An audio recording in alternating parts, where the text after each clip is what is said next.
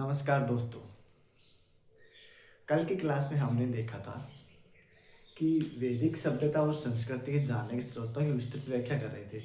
उसमें हमने क्या देखा था पिछली क्लास में कि वेद शुरू कर लिया था। वेद शब्द का अर्थ देखा था कि वैदिक विद धातु से बनाया, जिसका शाब्दिक अर्थ था ज्ञान या जानना।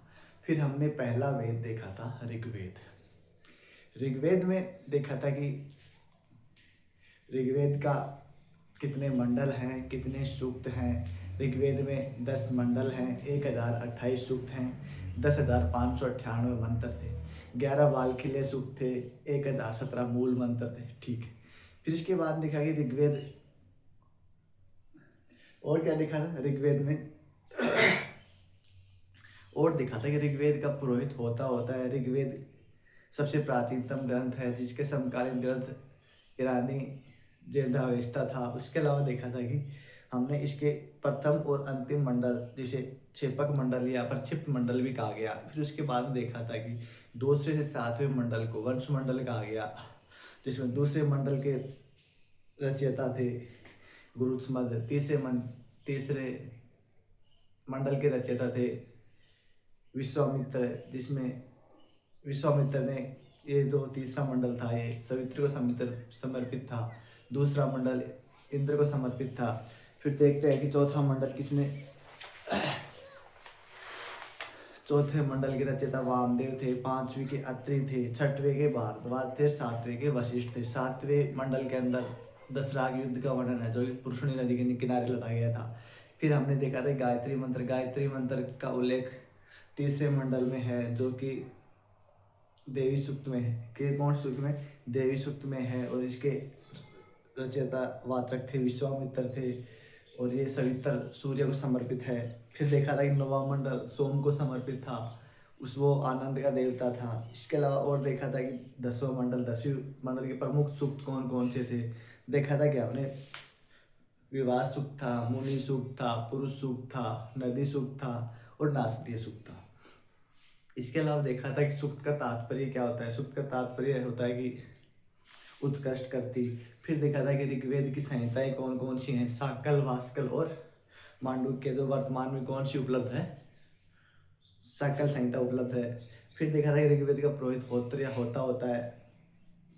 फिर हमने देखा था कि ऋग्वेद के मंडल है। पहला मंडल अंगिरा ऋषि को समर्पित है, 7वां मंडल वरुण को, 8वां मंडल कण्वा ऋषि को समर्पित है। ये हमने पिछली क्लास में देख लिया था। आज हम शुरू करने जा रहे हैं दूसरा वेद, यजुर्वेद। कौन सा वेद? यजुर्वेद।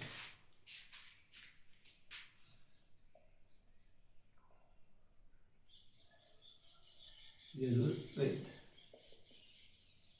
ठीक है। हम देख रहे हैं कि वैदिक संस्कृति के स्रोत हैं, उनमें पहला स्रोत कर लिया ऋग्वेद, दूसरा स्रोत कर रहे हैं यजुर्वेद। यजुर्वेद में देखते हैं कि ये किसके प्रधान है। ये कर्मकांड प्रधान है। क्या प्रधान है? क्यों? क्योंकि यजुर्वेद में यज्ञ की प्रधानता के होने के कारण, ठीक है, कर्मकांड प्रधान है, यज्ञ प्रधान है। ठीक है। कौन सी शैली में लिखा गया है? चंपू शैली में लिखा गया है। गद्य और पद्य दोनों स्वरूप में लिखा गया है। बाकी के वेद कौन सी शैली में लिखे गए हैं? सिर्फ पद्य शैली में लिखे गए।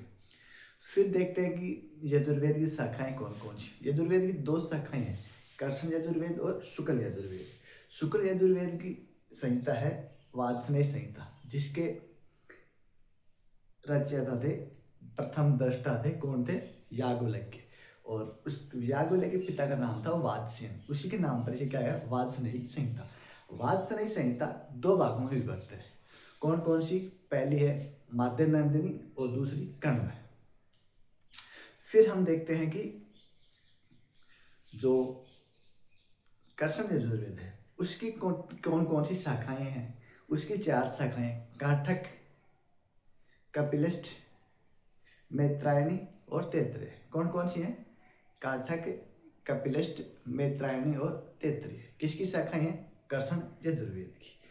और शतपथ ब्राह्मण शुक्ल यजुर्वेद का ग्रंथ है, ब्राह्मण ग्रंथ है। और इसके यजुर्वेद के पुरोहित कौन है? अदर्य। कौन है? अदर्य। ये हमने देख लिया इसके बारे में, कर किसके बारे में, यजुर्वेद। अब इसको लिखते हैं हम। यजुर्वेद किसकी प्रधानता इसमें, यज्ञ की प्रधानता,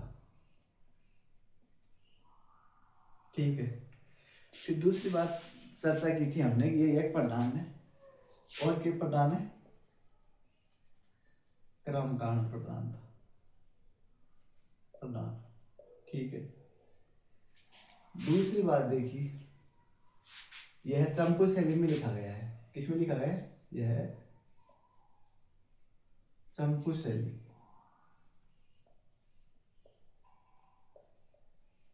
गद्य प्लस पद्य में लिखा गया।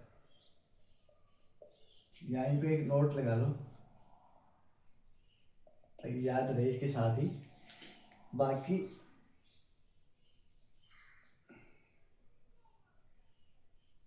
अन्य वेद किसमें लिखे, पद्य शैली में लिखे गए।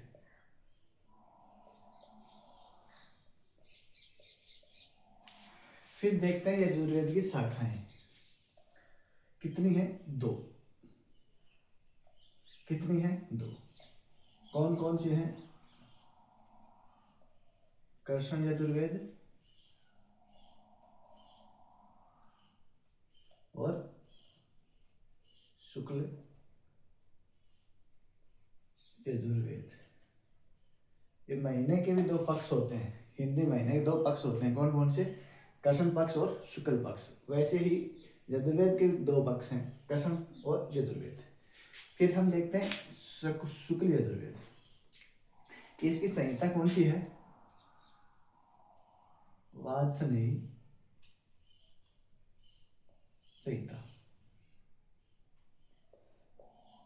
वात्स्ययनी संहिता के 2 भाग हैं, कितने भाग है, 2 भाग है। कौन कौन से हैं, मध्यनंदिनी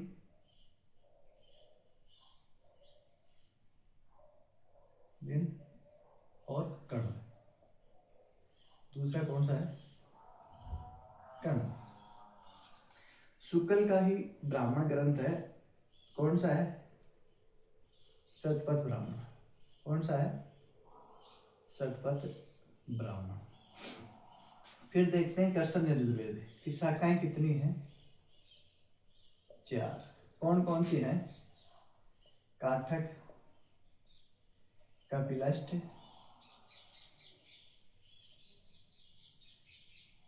काठक, कपिलस्थ और तैत्रेय और मैत्रेय।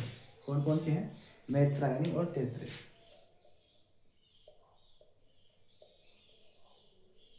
और तैत्रीय। कौन सी है, तैत्रीय। ये किसकी शाखाएं हैं, कृष्ण यजुर्वेद की। फिर हम देखते हैं कि इसका जो यजुर्वेद का इसका पुरोहित कौन था,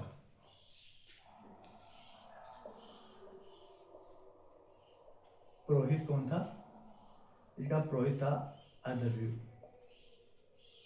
कौन था, अदर्व्यु। ये इसका पुरोहित हो गया। ये देख लिया हमने यजुर्वेद, क्या देख लिया, यजुर्वेद। आपको समझ में आ गया होगा, ठीक है, कोई डाउट इसमें। वैसे तो सीधी सीधी बात है, यजुर्वेद है, यज्ञ प्रधान है, कर्मकांड प्रधान है, चंपू शैली में लिखा गया है। एग्जाम में क्वेश्चन पूछा गया है, कौन सा वेद चंपू शैली में लिखा गया है, तो यजुर्वेद, ठीक है। चंपू शैली, यजुर्वेद और पद्य।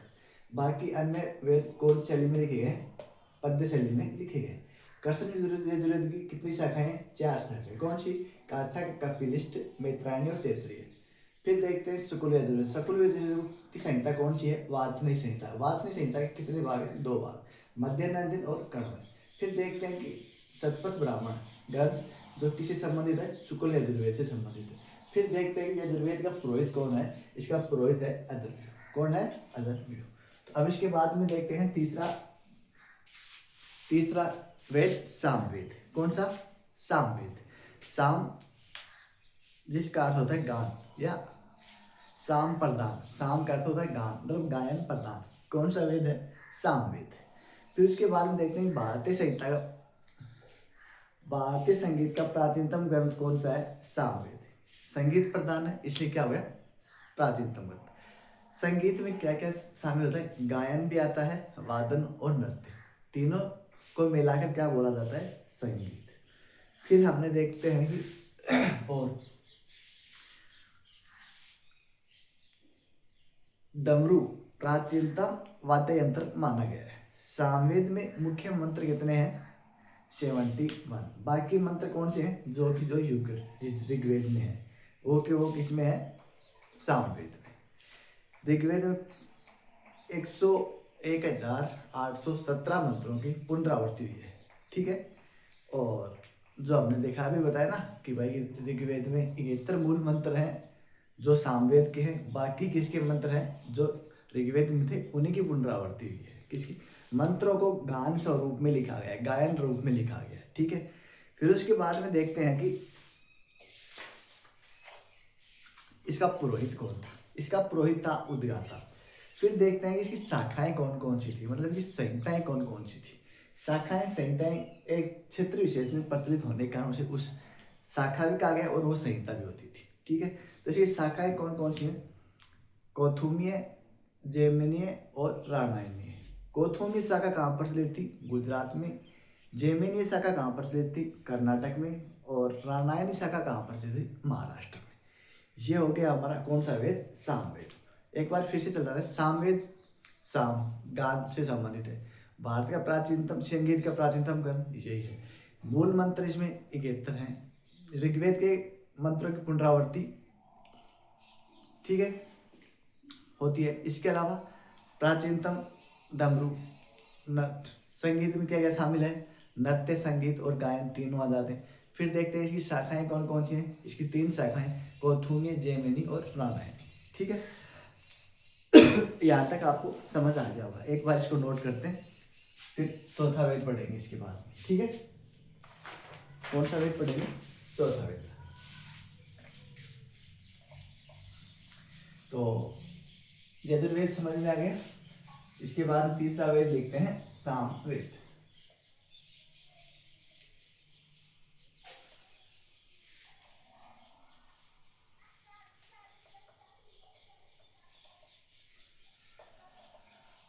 कौन सा वेद? सामवेद।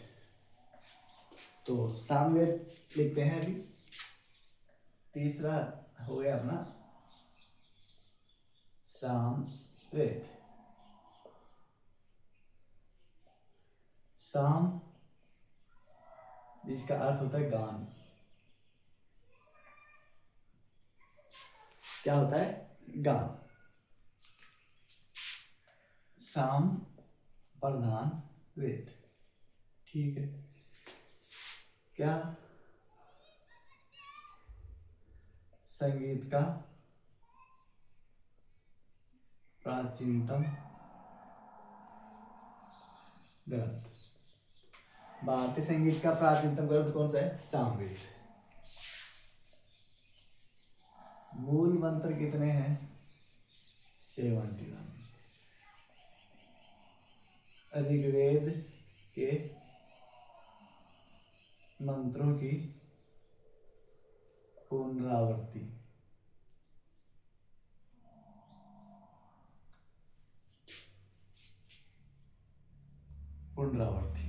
कितनी पुनरावृत्ति होती है?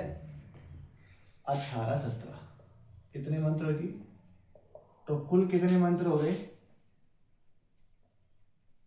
71 प्लस 18 17, तो कितने हो जाएंगे? 7 और 1 8।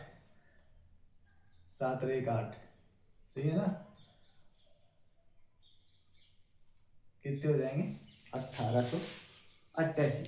फिर देखते हैं कि जो संगीत है, संगीत में क्या क्या शामिल होता है? संगीत में क्या क्या शामिल होता है? गायन, वादन और नृत्य। गायन, वादन प्लस नृत्य, ठीक है। फिर उसके बाद में देखते हैं हम कि इसका पुरोहित कौन था।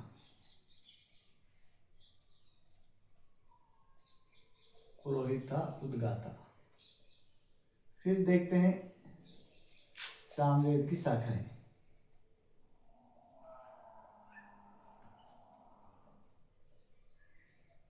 कितनी थी? 3।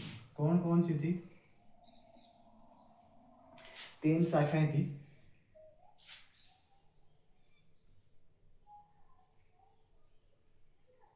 कौथुमीय,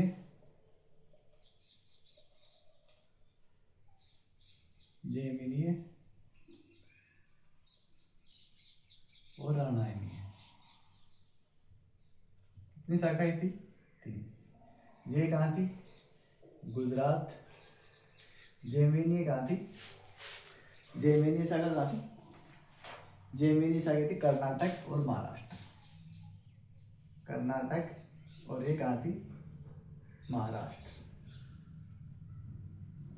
ठीक है, एक बार रिविजन कर लेते हैं। सामवेद, साम का सामवेद में शाम का अर्थ होता है गान। ये गान प्रधान है क्या? सामवेद। संगीत का प्राचीनतम ग्रंथ कौन सा है? सामवेद। मूल मंत्र कितने हैं? 71। सामवेद में ऋग्वेद के मंत्र कितने मंत्र की पुनरावृत्ति है? 1817। कुल मंत्र कितने हैं? 1888। फिर देखा इस संगीत में क्या क्या शामिल होता है? गायन, वादन और नृत्य। फिर देखा इसका पुरोहित कौन था? उद्गाता। फिर देखा इस सामवेद की शाखाएं कितनी हैं?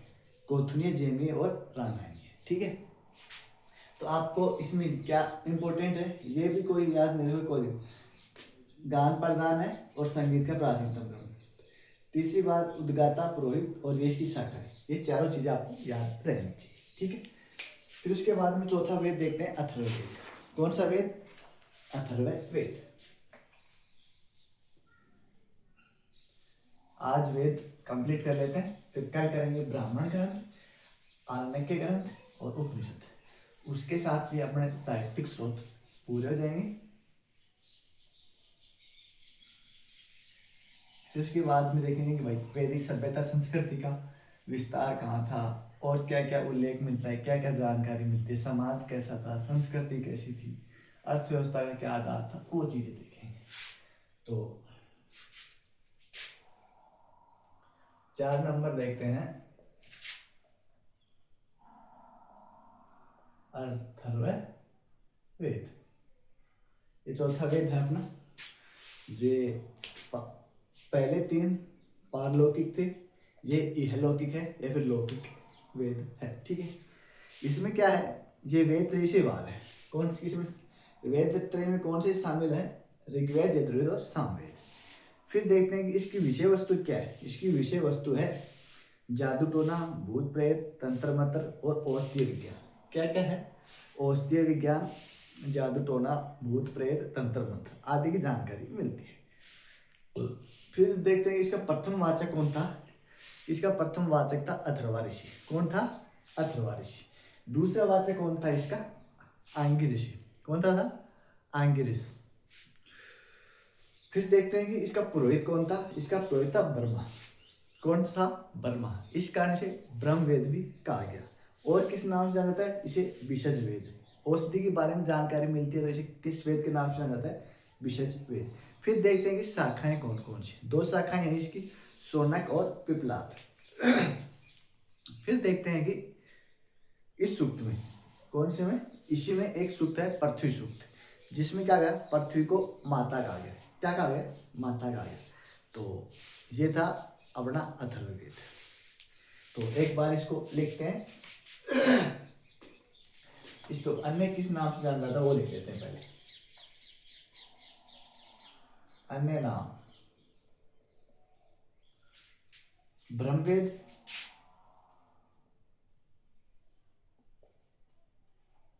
और विशज वेद।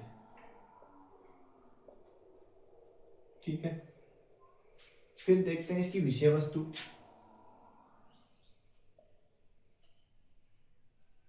विषय वस्तु क्या थी? विषय वस्तु इहलौकिक। इसकी विषय वस्तु क्या है? लौकिक या इहलौकिक, मतलब इसी युग से। ठीक है, फिर इसकी विषय वस्तु में और क्या शामिल है? औषधि विज्ञान,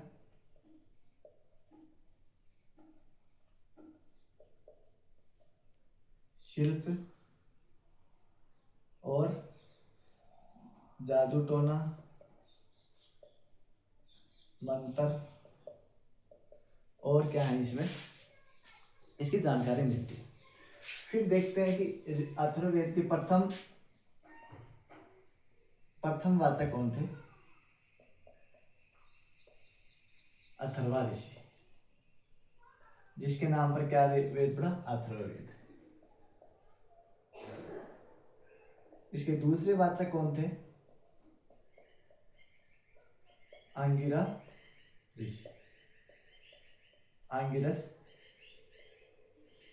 अंगिरस विधि ऋषि थे। ठीक है। फिर इसमें देखते हैं इसका पुरोहित कौन था? इसका पुरोहित कौन था? इसका पुरोहित था बर्मा। कौन था?